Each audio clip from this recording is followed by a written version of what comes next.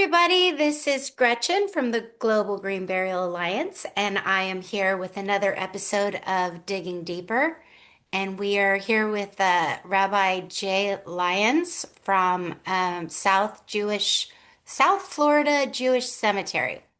A whole mouthful there. There we go. So we had him on before when we did cemetery green burial cemeteries in Florida, but I wanted to talk to him further for my little show more about Jewish burials and what they entail. Because as I was just telling the rabbi that for years now I have been always saying to people, "Oh yes, Jewish burials are always green," which I know, but I don't know anything else about them.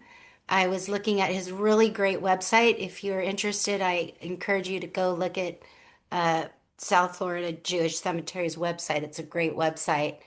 There's a lot of information there. But I just wanted to chat with him and have him tell us about it more. So, welcome, Rabbi. Uh, Okay, thank you. yeah, to digging deeper, and let's dig deeper into this. So, um, in the Jewish community, so if somebody dies, that's your average, not, I know that I was looking at the website, there's degrees of, if somebody's casually Jewish or really Orthodox, same with Christianity, there's different Right. degrees. So just in general, Yeah, if there's a somebody range. dies, Yeah. yeah, what happens? What happens when that? Okay, so it really depends. Like we just said, I mean, there is definitely a range. What we would what we South Florida Jewish Cemetery would like to happen is the traditional Jewish burial preparation is there's something called a tahara, which would best translate as purification. It is fundamentally it's just washing and dressing, and the idea is that each person, men, women, no difference. A group of women take care of women, a group of men take care of a man, but the process is the same. And And does the that idea happen in the home or in a funeral home? usually happens at the funeral home. Back in the day, in pre-World War II Europe, a lot of times the Jewish cemeteries had a structure on the cemetery site where everything just happened there, kind of a more simple world.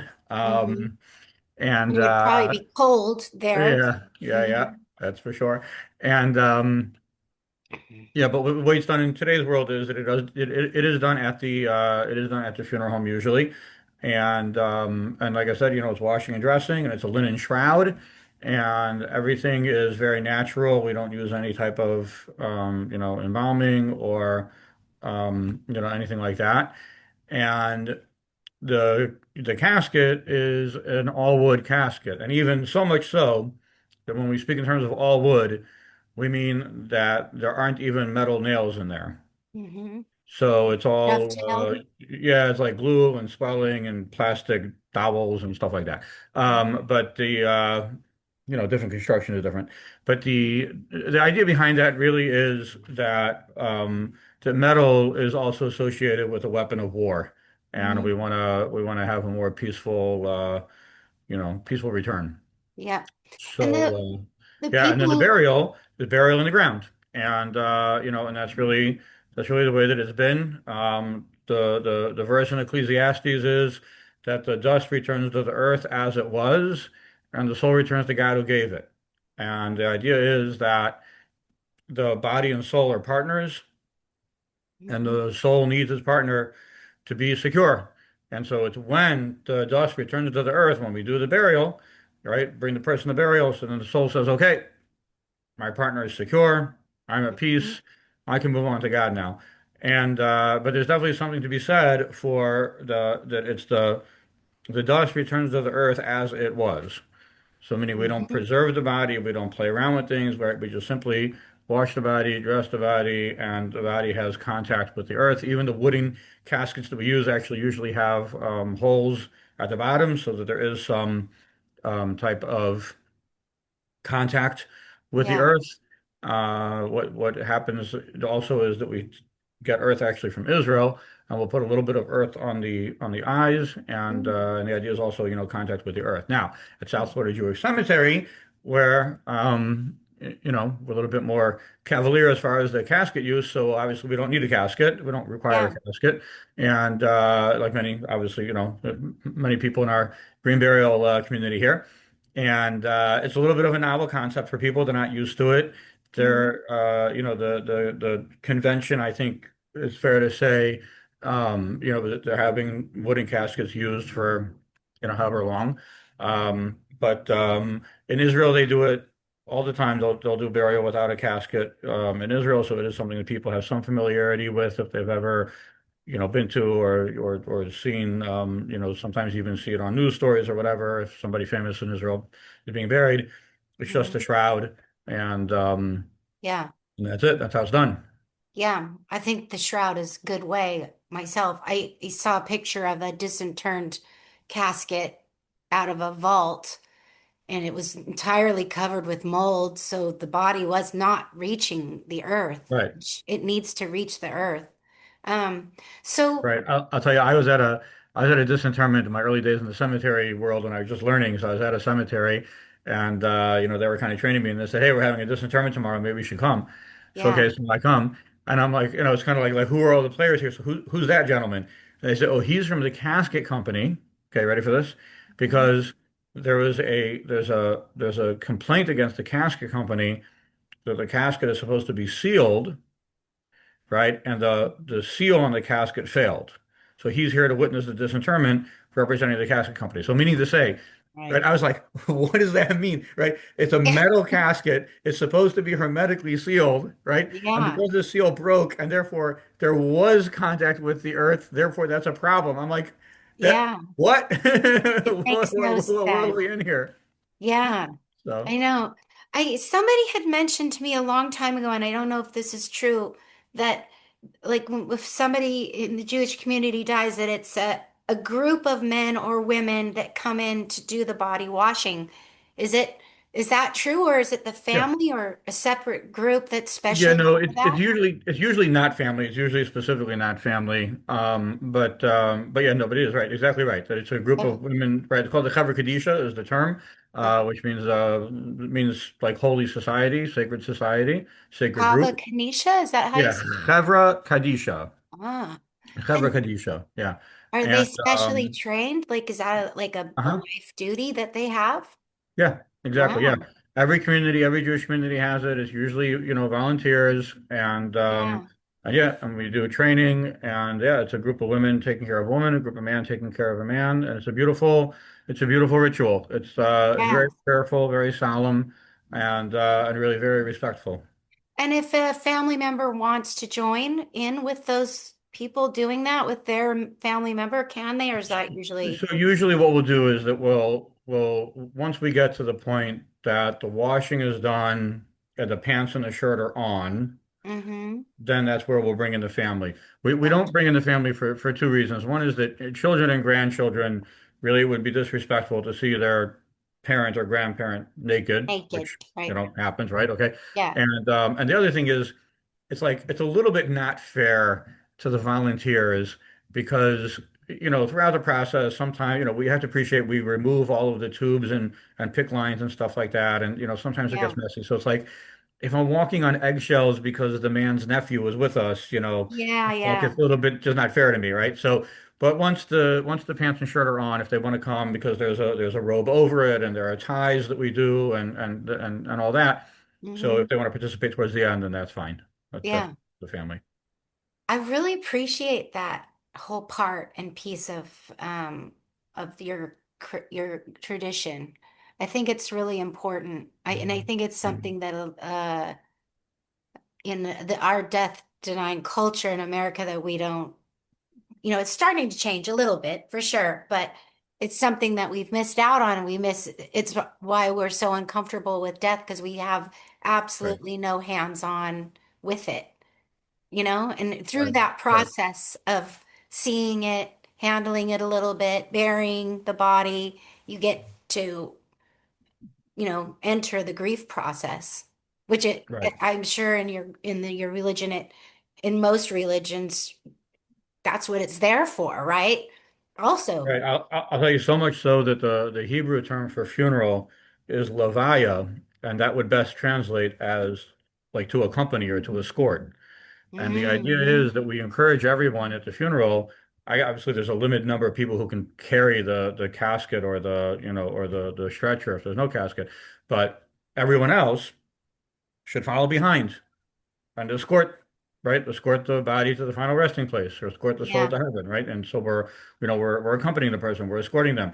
But the idea is that, it shouldn't be that there's a bunch of people who are sitting kind of situated under a tent and then we bring over the casket or, they get there and the casket's magically there. But it's that the whole process, it's a process, like you said, it's a process. The Hmm. grieving process is a process. The burial process, the Yeah. honoring the deceased, honoring their soul, honoring their family, helping their family through the grief, helping the community through the grief, right? It's all Yeah. we're in this together. And so we're going to all accompany the person to their final resting place together. We're going to, right, it's going to be a levaya, it's going to be an escort, so to Yeah. speak. It's a ritual. And Yeah, through that ritual, it just helps the community, it helps the immediate family because there's so much support and so much holding of yeah. that space for them. Yeah, there was a great story we had at one funeral that there was, I don't believe there was any family. If there was maybe a surviving sibling, but it was a lot of friends, a lot of friends, and so we do everything. We do the escorting the casket and family and friends, whoever did the eulogies, and we did whatever prayers, and we're doing the whole regular service, and we lower the casket and we fill the grave, and we fill the grave until it's full, until it's a mound, right, and Mm-hmm. everybody's participating. Mm-hmm. And after we were done, so one of the friends there she says like, why did we do that? I've never been at a funeral where we did that. I mean, that was amazing. I'm Yeah. so glad that I was part of that. But Yeah. and she was almost asking, why do we not always do that? Okay, right? And Right. so right, it's like Yeah. it wasn't like why do like that she kind of understood, but the question was like why do we just do that? So, so fine, so I told her, everything that we say that this is all, we want to honor the person, we want to do everything we can until there's nothing more that we can do for them, right? We want to be there until the end. And that Yeah. it is in very real terms. It's helpful in the process of grieving. It's helpful for the friends to go through that process, So she's like, so why doesn't every cemetery do this? And I said, I don't know. I can't speak for every other cemetery, right? But it's like, but the truth of the matter is that it's an element which is missing. And Yeah. yeah, and to It just is. right, so to walk away before they lower the casket, or to lower the casket and then walk away, or whatever. But it's like if you're really there until the end, so you say that Mm-hmm. there's just okay, like there's just nothing more we can do. There's just nothing more to be done, right? And then that's the Yeah. point. You step away. It's a whole different Yeah. reality in grief. And for the living, going through that process is a rite of passage for the living as Right, well, because absolutely. through that death or through any death, you can learn so much about life and how to live.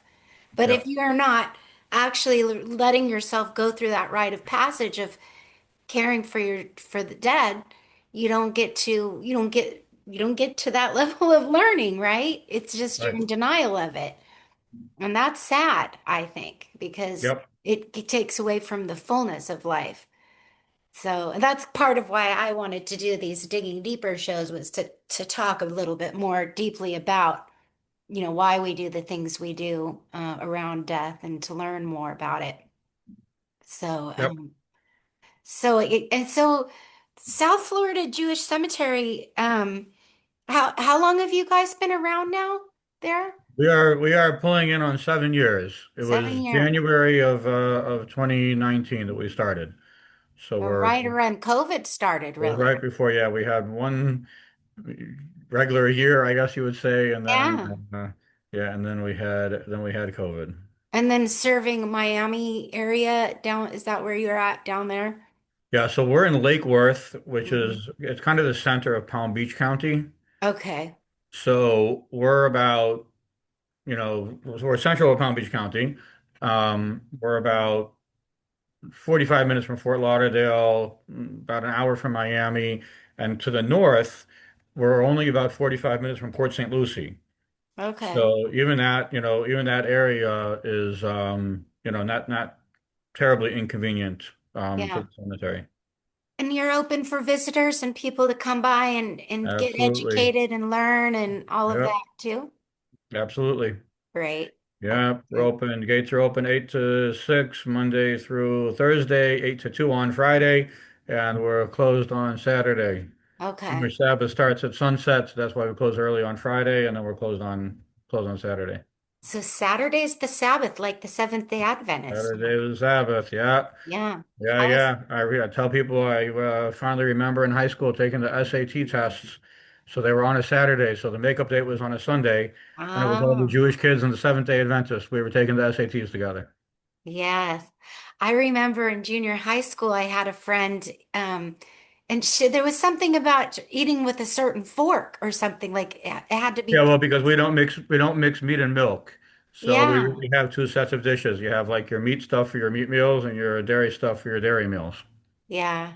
That Yep. is something I really appreciate about religion different religions too, that I have grown in appreciation for as I've gotten older is the just those kind of traditions and rituals of taking note in presence about what you're doing. You know Right, what I exactly. mean? Yeah. Right, you're living a very right. It's a very very mindful lifestyle. Very, that you're thinking about we're thinking about everything, right? So right, Exactly. you're gonna use this fork or that fork, right? You're gonna do right, it's like even Yeah. right, even with little things like that, and then certainly with big things like hey, is it going to be cremation or burial? So it's like, whoa, wait a minute, right? But a lot of it is also it's what it comes down to is that it's a unique, intimate relationship between each individual and God. Yeah. And that's the way Yeah. that it is. So meaning to say that it's like, I love God, loves me. I have a decision to make. Like, what is what does God want me to do? Right? Yeah. This decision, right? So again, some of it's very little and it has to do with a spatula, but okay, right? But some of it is a very big deal. Is it what am I supposed to do with my body after I'm done using it? Right? Is it going to be a burial or cremation? Right? Yeah. And so And it's like so there's a God has a big opinion on that, right? Which is that it says in the Torah that you need to bury the person. And like I said from Ecclesiastes, right? The dust returns to the earth as it was, not burned, not embalmed, as it was. And so yeah. that's where And we're in going from. the presence of being aware of what you're doing in relation Right. to everything, you're having a relationship with God, the creator, with the unseen that's how you create meaning in your life is Right. by making meaning out of what you're doing and being present. So yeah, it's just all so wonderful. And Rabbi Lyons, I appreciate you so much coming on today and talking to me about this and answering my questions. And I'm just glad you're out there for people in Florida and doing what you're doing. So thank Yeah. you Yeah. very much. Thank you. Appreciate being on here.